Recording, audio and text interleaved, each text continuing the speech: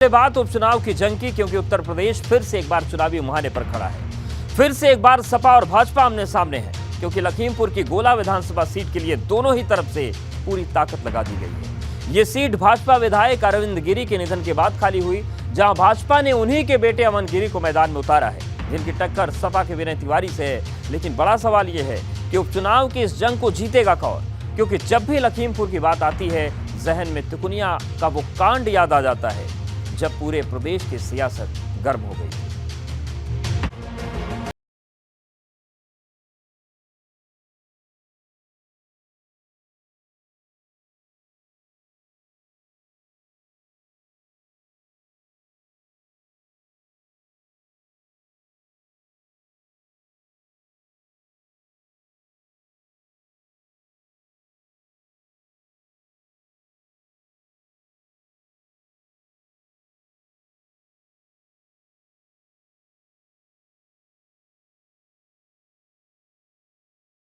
सपा ले पाएगी रिवेंज, केशव का जमानत जब्त चैलेंज।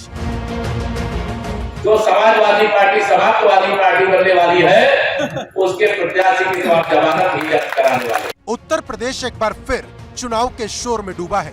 फिर एक बार सपा और भाजपा आमने सामने है। फिर एक बार राजनीतिक जोर आजमाइश के साथ साथ बयानों के तीर चलाए जाने लगे हैं, क्योंकि 3 नवंबर को लखीमपुर की गोला गोकर्णनाथ सीट पर उपचुनाव होना है, जो भाजपा विधायक अरविंद गिरी के निधन के बाद खाली हुई है। यहाँ भाजपा ने अरविंद गिरी के बेटे अमन गिरी पर दांव चला है, तो सपा ने विनय तिवारी पर भरोसा जताया है, जबकि बसपा और कांग्रेस ने खुद को चुनाव से दूर रखा है, जिससे सीधी लड़ाई सपा और भाजपा के बीच नजर आ रही। गोला सीट का उपचुनाव इस समय सबसे बड़े चुनावी दंगल के रूप में सामने है, और इस दंगल में टक्कर है भारतीय जनता पार्टी और समाजवादी पार्टी के बीच में। 2022 के विधानसभा चुनाव में इस सीट पर भारतीय जनता पार्टी से अरविंद गिरी विधायक चुने गए, लेकिन कुछ समय पहले ही उनका निधन हो गया, जिसके बाद में इस सीट पर उपचुनाव हो रहे हैं। असल में यहाँ पर जो चुनाव हो रहा है वो एक तरह से परसेप्शन की लड़ाई है। यही वजह है कि भारतीय जनता पार्टी और समाजवादी पार्टी दोनों ने ही अपनी पूरी जान इस सीट को लेकर लगा दी है। लेकिन बड़ा सवाल यह है कि क्या सपा भाजपा को टक्कर दे पाएगी, क्योंकि 7 महीने पहले भाजपा ने ये सीट सपा को 29,294 वोट से हराकर जीती थी। लेकिन इस बार डिप्टी सीएम केशव प्रसाद मौर्य ने सपा प्रत्याशी विनय तिवारी के सामने जमानत जब्त की लक्ष्मण रेखा खींच दी। आपका उत्साह और समर्थन मैं देख रहा हूँ। यहाँ तो शायद जो समाजवादी पार्टी समाजवादी पार्टी बनने वाली है, उसके प्रत्याशी की जमानत ही जब्त कराने वाले। गोला सीट का यह चुनाव इसलिए भी दिलचस्प है कि भाजपा ने अपने 40 स्टार प्रचारकों की लिस्ट से केंद्रीय गृह राज्य मंत्री अजय मिश्र टेनी को दूर रखा है। भाजपा नहीं चाहती कि चुनाव के वक्त जनता के दिमाग में लखीमपुर हिंसा की कोई भी याद हो।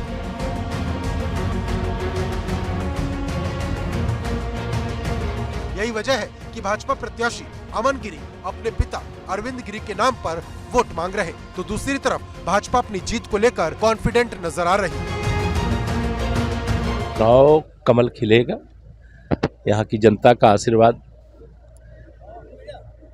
अरविंद गिरी जी के हमारे सुपुत्र अमन जी को मिलेगा, ऐसा पूरा विश्वास है। निश्चित रूप से विश्वास है कि गोला की जनता का आशीर्वाद और इसने हमें मिलेगा, और भारतीय जनता पार्टी बड़े बहुमत के साथ चुनाव जीतकर विधानसभा में पहुंचेंगे अमन गिरी।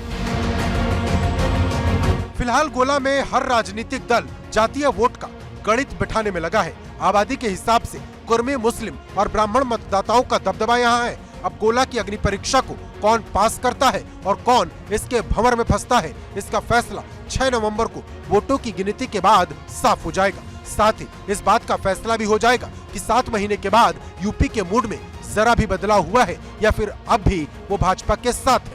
Bureau report, ABP Ganga.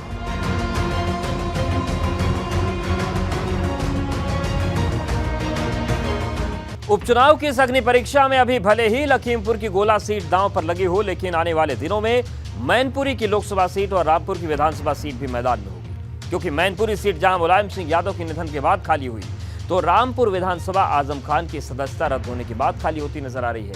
Bhajpa ने अभी से इन दोनों सीटों पर कमल खिलाने की बात कह दी है, लेकिन बड़ा सवाल यह है कि क्या अखिलेश अपने पिता की विरासत मैनपुरी को बचा पाएंगे।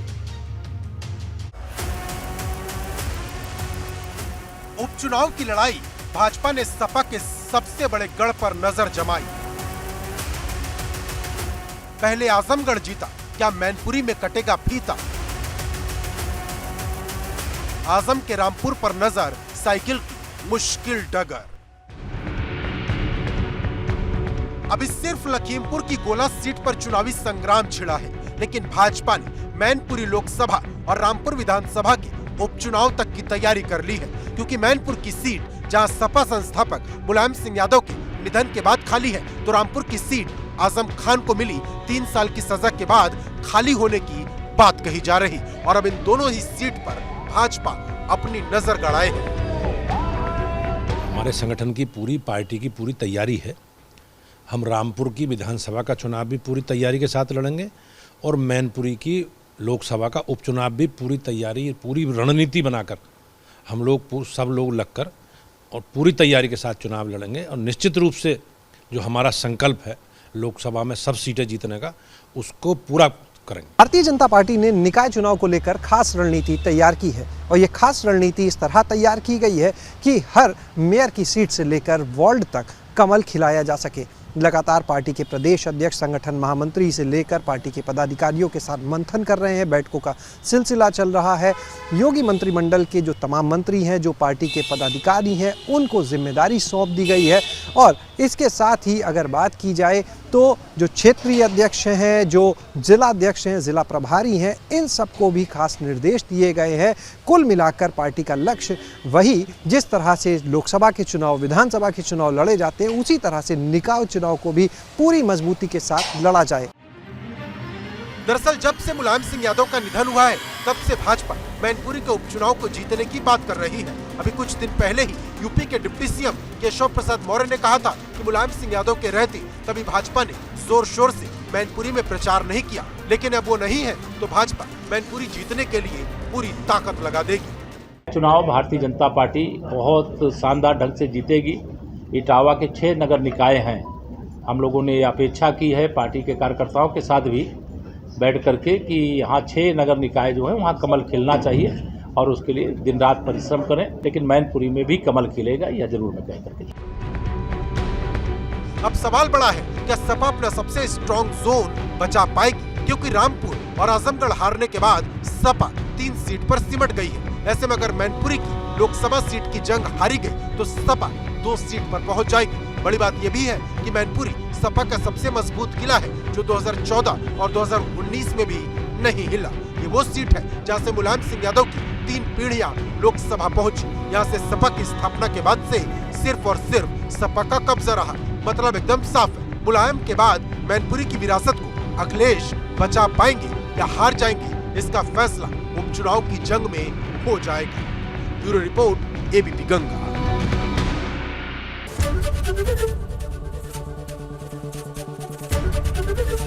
एबीपी गंगा, खबर आपकी, जुबान आपकी।